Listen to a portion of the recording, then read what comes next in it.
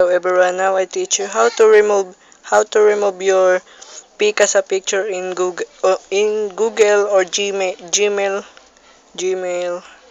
First, goes on your gallery. This is using Samsung Galaxy Y. And I find this is my Picasa picture. Look at that. Profile photo Picasa. Have a circle.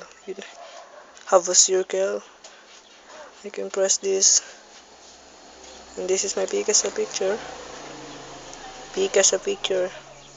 How to remove this? Nobody mirror.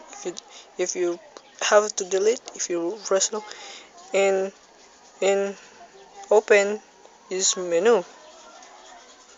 What the hell? Or share. How I can share? I can delete. How to delete? First, that was so simple. For once, one step only. For one step only.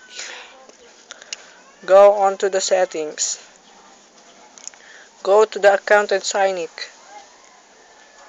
And go to your email. My email is zildjianliel@gmail.com. You can press this and have a Cynic Picasa web album, and let's check it. You uncheck it. It's now uncheck it and looking for. Come on, looking for. And nobody Picasa ever. This is 2 minutes square to use CCC. Thanks for watching.